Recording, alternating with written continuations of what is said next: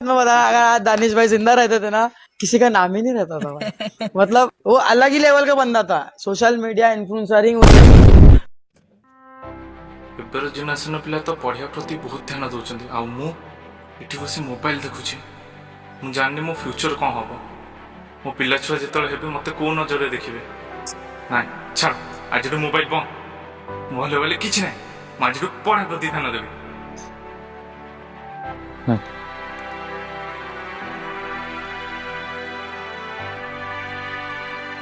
Bro good job.